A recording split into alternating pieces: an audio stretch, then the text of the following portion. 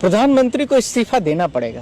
आप देख लेना, अब बीजेपी के वो समय नहीं रह गए। मैं आपके माध्यम से बोल रहा हूँ, उतरोगे क्या आपने कोई परमिशन लिया है? मैं आपके माध्यम से बोल रहा हूँ लीगल पॉइंट से। परमिशन नहीं लिया है तो जाहिर सी बात है कि सरकार आपको परमिशन देगी नहीं। अब जब नहीं देगी तो आप जैसे एयरपोर्ट में उतरेंगे और सरकार यह हवाला निश्चित रूप से देगी कि आपके प्रोटेस्ट करने से भारत देश में विभिन्न प्रकार की समस्याएं निर्मित हो सकती हैं। ये देश से ठीक है, देश में कोई दिक्कत नहीं है, सारे भारत देश के युवा उनसे जुड़ रहे हैं, अच्छी बात है, पर युवा कम, असंतोष ज़्यादा है। दूसरी बात, यदि सरकार बच्चों के जो विभिन्न प्रकार की मांगे हैं उनका समाधान हो जाता है तो मुझे लगता है कि ये कॉकरोच पार्टी कुछ तात्कालिक समय के लिए रहेगी और उसके बाद जो है तो वो खत्म हो जाएगी। दूसरी बात, इसके साथ में यह पार्टी तो अपने आप ही अनाउंस कर दी है कि मैं आम आदमी पार्टी को फॉलो अप करता हूं या आम आदमी पार्टी में हूं, तो इससे स्पष्ट हो गया कि किसी पार्टी विशेष के बारे में यह बात कर रही है। तीसरी बात, कोई भी व्यक्ति हो किसी भी कंट्री में आकर के अपना प्रोटेस्ट करना चाहता है, खासकर मैं विशेषकर भारत की बात कर रहा हूँ, तो वो जिस तरीके से सोच रहे हैं कि मैं भारत में जाऊंगा और मुझे सजे धजे तरीके से पूरा भारत देश की जनता इंतजार कर रही होगी एयरपोर्ट में कि फलाने आ गए हैं और चलिए अब रामलीला मैदान में और इसके साथ में चलिए जंतर मंतर में, फिर चलिए राष्ट्रपति जी से कहेंगे कि राष्ट्रपति महोदय आप जो है धर्मेंद्र प्रधान जी का इस्तीफा दिला दीजिए। तो इतना आसान नहीं है। आप बच्चों की राजनीति मत करिए। ये भारत देश है, भारत देश में बड़े घाघ टाइप के लोग बैठे हैं जो राजनीति की नीचे से लेकर के ऊपर तक की जड़ और बुनियाद दोनों रखते हैं। अब आप जब एयरपोर्ट उतरोगे, क्या आपने कोई परमिशन लिया है? मैं आपके माध्यम से बोल रहा हूँ लीगल पॉइंट से। परमिशन नहीं लिया है तो जाहिर सी बात है कि सरकार आपको परमिशन देगी नहीं। अब जब नहीं देगी तो आप जैसे एयरपोर्ट में उतरेंगे और सरकार यह हवाला निश्चित रूप से देगी कि आपके प्रोटेस्ट करने से भारत देश में विभिन्न प्रकार की समस्याएं निर्मित हो सकती हैं, इसलिए 2 लोग 4 लोग आप लोग प्रोटेस्ट कर सकते हो, बस इतना ही कहा जाएगा। और उसके बाद मुझे लगता है कि यदि आप उससे ज़्यादा बढ़ चढ़ के बात करेंगे तो आपको अरेस्ट कर लिया जाएगा, डिटेन कर देंगे। तो आपकी जो आवाज़ है वो या तो आप नेता बनना चाहते हैं या आप काम करना चाहते हैं, पर नेताओं वाला ये गुण तो मुझे नहीं लगा है कि किस तरीके से होता है। कोई भी पार्टी संयोजित तरीके से यदि प्लेटफॉर्म में काम करती है तो संगठित सुनियोजित तरीके से उसके लोग होते हैं, नीचे तक उससे लोग जुड़े होते हैं। और यदि वो नहीं जोड़ के रखी है तो मुझे लगता है कि एक गुब्बारा की तरह होगी ये सारी चीज़ें की घटनाएं, और गुब्बारा की तरह बैलून की तरह फूट जाएंगी। सवाल यह भी है कि जिस प्रकार से उन्होंने एक पार्टी विशेष का व्यक्ति और वर्कर अपने आप को बताया, वह पार्टी भी उनके साथ में नहीं है और वह पार्टी इतने तेजी के साथ में भारत देश में है भी नहीं। तो इन चीज़ों को भी ध्यान रखने की ज़रूरत है। आपको ये सब कहने के वजह है आप किसी पार्टी से जुड़े हैं, क्या जुड़े हो, आपके मन की बातें होंगी। लोग तो पूरे भारत देश के समझ ही गए हैं कि आप किस पार्टी विशेष के, पर इससे ज़्यादा महत्वपूर्ण है कि आप देश के मुद्दों की बात करिए। किसी पार्टी की बात करने की कोई आवश्यकता अभी मुझे लगता है कि नहीं है कि मैं उस पार्टी से जुड़ा हूँ या इस पार्टी से जुड़ा हूँ। रजिस्टर्ड पार्टी की बात कर रहा हूँ, ये डिजिटल पार्टी की बात नहीं कर रहा हूँ। डिजिटल प्लेटफॉर्म में आप बार बार ये सारी चीज़ों को करेंगे, रजिस्टर्ड आपकी पार्टी है नहीं, तो बहुत सारे कानूनों का हवाला, IT एक्ट का हवाला, इसके साथ में और बहुत सारे हवाले दे करके आपकी ये ट्विटर हैंडल भी उड़ा देंगे, इसके बाद धीरे धीरे करके इंस्टाग्राम भी उड़ा देंगे। तो उससे आपको ये मत सोचे कि आप ये सारी चीज़ें डिजिटलाइजेशन की दुनिया में 1 मिनट में सब आपको मिल जाएगा। मुझे नहीं लगता इतना आसान है सारी चीज़ों को, पर हाँ आपकी कोशिश ठीक है, कोशिश सराहनीय है। और मुझे इसके बाद आपसे ये आपके माध्यम से ही कहना चाहूँगा तो पहले भारत में आए, भारत देश के बच्चों से मिले, उसके बाद आगे की प्रक्रियाएं शुरू होंगी और सीधा सीधा वो जाएं राहुल गांधी से मिले, कांग्रेस पार्टी से मिले, जो भारत देश की सबसे पुरानी पार्टी है, जो भारत देश के पूरे ब्रिटिशरों को भगाई थी। उनसे अनुभव लेना चाहिए कैसे किस स्टेप्स को बढ़ाया जाए और कैसे कैसे सारे युवाओं को जोड़ा जाए। ये सारी चीज़ें करें और ये क्षेत्रीय पार्टियों के आधार पर उनको जोड़ के रखने की तो आवश्यकता है, पर यह है कि ये सारी चीज़ों को किया जाए और उसके बाद वो थोड़ा सा प्लेटफॉर्म की दुनिया में दिखेंगे, तब वो कुछ करने की गुंजाइश करेंगे और कुछ उसके बाद थोड़ा सा उनका क्रम आगे बढ़ने की कोशिश करेगा। लेकिन वो अभिजीत दीपके तो ये बता रहे हैं कि ये हमारा मुद्दों पे ही लड़ाई है। जिस तरीके से धर्मेंद्र प्रधान का भी इस्तीफा मांग रहे हैं, नीट जो परीक्षा है उसको लेकर के ये प्रदर्शन कर रहे हैं। आपको क्या लगता है ये मुद्दा कितना लोगों को रास आएगा? धर्मेंद्र प्रधान का इस्तीफा वैसे लोग प्रदर्शन कर रहे हैं, जगह जगह IOIC के लोग भी कर रहे हैं, तमाम लोग कर रहे हैं। धर्मेंद्र प्रधान ने बीजेपी के किसी भी मिनिस्टर का और किसी भी वर्कर का और किसी MLA का अब इस्तीफा लेना उतना आसान नहीं रह गया, बल्कि आप प्रधानमंत्री के माध्यम से या पार्लियामेंट के माध्यम से प्रेसिडेंट ऑफ इंडिया का एक बार ले लेंगे इस्तीफा। और यह ध्यान रखना, आप बीजेपी पार्टी वो पार्टी नहीं रह गई, पूरा भारत देश खड़ा रहेगा, लाखों लोग कट जाएं मर जाएं। अब ये सत्ता वैसी नहीं रह गई, न ये सरकार वैसी रह गई।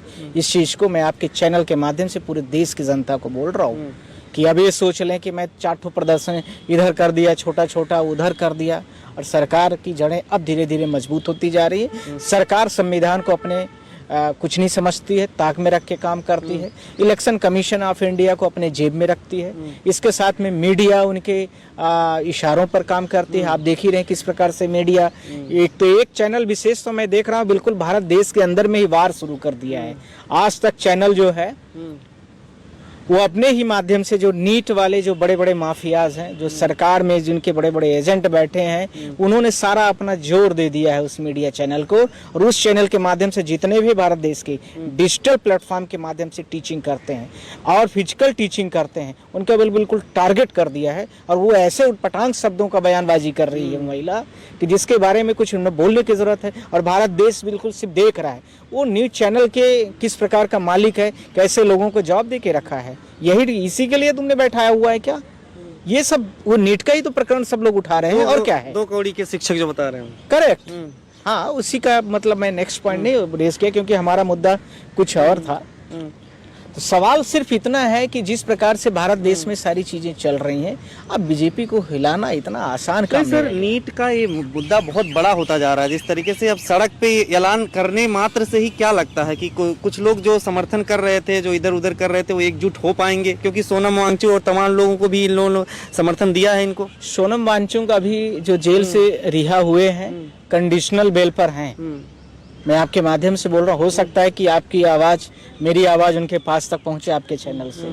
यह मैं बोलना चाह रहा हूँ कि वो ज्यादा उठपटांग करेंगे तो उनकी दोबारा बेल कैंसिल करके फिर से बैठा देंगे कस्टडी में, तिहाड़ चले जाएंगे, नहीं तो जोधपुर जिस कोर्ट में थे वहां पर, जेल में थे वहां भेज देंगे। अब वो मैं क्या बोल रहा हूँ, बार बार बोल रहा हूँ कि बीजेपी अब वो वाली पार्टी नहीं रह गई है। तो बीजेपी से डरा जाए? अब नहीं, डरा ना जाए, लड़ने का माध्यम और तरीका बदल देना चाहिए। जब सामने यह देख रहा है, सामने सब कुछ, कि हमारे सामने हिमालय जैसे पहाड़ अब विशालकाय रूप ले रहा है, हमको अपने अंडर में चपेट में ले रहा है, तो उसके लड़ने का ढंग बदल देना चाहिए।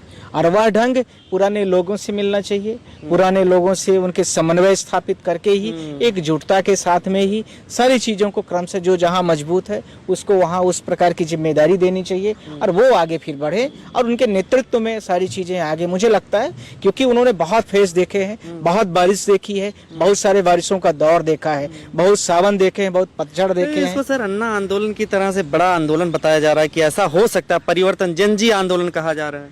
नहीं, वो युवाओं के मन में अंदर आंदोलन है, फिजिकल दिखेगा नहीं। आप देख लेना इस बात को मेरे, मैं आज आपके चैनल के माध्यम से बोल रहा हूँ। आंदोलन जिस समय की आप बात कर रहे हैं, उस समय पर मीडिया फ्री मीडिया होती थी।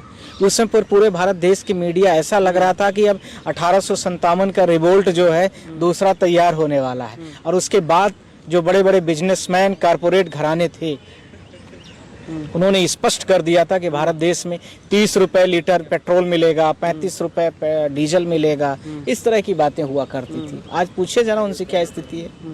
लेकिन इन मुद्दों पे आप लोगों का समर्थन है, जिस तरीके से ये नीट हम लोग तो देखिए, भारत देश के हम लोग लॉयर हैं, भारत देश की आवाज, नीट का मुद्दा हो, सीबीएसई का मुद्दा हो, इसके साथ में जो एसएससी के मुद्दे हैं और सीयूटी वाला जो मुद्दे हैं, इन सब में तो हम पिटीशन ही फाइल करके रखे हैं। Alok Sharma and Priya Mishra versus Union of India जो है, वो केस इसी से तो संबंधित है, और उसका डायरी नंबर 31287 या 89 है समथिंग, सब लोग चेक कर सकते हैं। तो उसमें क्या है, वो तो हम लड़ेंगे ही, कानून हमारा काम है, कानून से लड़ना है हमें, और कानूनी तरीके से हम हमेशा राय भी देंगे, चाहे युवा हो, चाहे कोई भी व्यक्ति हो। और इवन आप लोग भी, जैसे आप लोगों का भी चैनल कई बार बंद होता है, तो हम हमेशा बोलते हैं कि कानूनी प्रक्रिया से ही आगे बढ़ो, क्योंकि कभी भी सिस्टम से आप ऐसे डायरेक्ट टकराओगे थोड़ी दिक्कत आएगी किसी को भी। पर कानूनी कायदा से चलोगे तो धीरे धीरे करके, भले ही क्रम में धीरे हो, स्लो हो, और आपको कहीं न कहीं पर सफलता फिर जरूर दिखेगी, और लोगों को भी समझ में आएगा कि अन्यायपूर्ण, विधि संगत नहीं किया गया है इसके साथ। अगर ये प्रधानमंत्री नरेंद्र मोदी का इस्तीफा मांगने की बात करते, शायद और बड़ा आंदोलन हो सकता था, आपको लगता है ऐसा कुछ? प्रधानमंत्री को इस्तीफा देना पड़ेगा, आप देख लेना। अब बीजेपी के वो समय नहीं रह गए, मैं आपके माध्यम से बोल रहा हूँ। अब एक एग्जाम पहले नीट बस का पेपर लीक हुआ था और पेपर की लीक को उन्होंने दूसरा माध्यम बताया था, गेस पेपर। फिर उसके बाद देखा आपने एसएससी का पेपर लीक हुआ, उसको भी सरकार ने अपने आप ही मांग लिया। ये लीक नहीं हो रहा है, ध्यान रखना। ये भी ये पूरे माफिया हैं जो अपना परसेंटेज कमीशन पहुंचाते हैं तंत्र में। तीसरा आपने देखा सीबीएसई के पूरे बोर्ड के आपने देखा होगा, और उसमें जो समर्थन नामक कोई ऐप है, क्या नाम है उसका कुछ, उसके माध्यम से जिस प्रकार से क्लैरिफिकेशन चल रहा है। अब सरकार सोच रही है कि मैं अपनी इमेज को कायम कर लूं, वापसी कर लूं, इतना अब आसान नहीं रह गया है। अब धीरे धीरे जनता सब समझ चुकी है। आप हिंदू मुस्लिम करते थे, अब वो अभी खत्म हो रहा है लगभग। मुस्लिम कहने लगे गाय को नेशनल एनिमल्स बना दो भैया, ये सब बंद हो जाएगा अपने आप, बहुत सारी चीजें बंद हो जाए। अब यूपी के चीफ मिनिस्टर कह रहे हैं कि नहीं नहीं भैया, हम तो गाय वाला काम नहीं बंद करेंगे। क्यों नहीं बंद करेंगे? और उन्होंने उसका कारण दिया, गाय हमारी माता है, माता बस मान के रखेंगे, नेशनल एनिमल्स नहीं बनाएंगे। पर यह भी है सवाल कि उत्तर प्रदेश भारत देश में जो बीफ का सबसे बड़ा एक्सपोर्टर की पूरे वर्ल्ड में जो कंट्री मतलब भारत देश में जितने स्टेट्स हैं, उन स्टेटों में से यूपी प्रमुख है, और उसका सबसे बड़ा चंदा आदत कहाँ से कर देंगे? ये सब नाटकबाजी है, जनता को गुमराह करना है, झूठ बोलना है, बोलते रहिए जी। लेकिन सर, जिस तरीके से बीजेपी दबाने की कोशिश कर रही है, बंगाल में दो क्षेत्रीय पार्टियों को अलग अलग जगहों पर दो पार्टियों में मतलब तोड़ रही है, एक तरीके से टीएमसी भी कहा जा रहा है अब टूटने वाली है, क्या लगता है ये सब टूटने वाली नहीं है?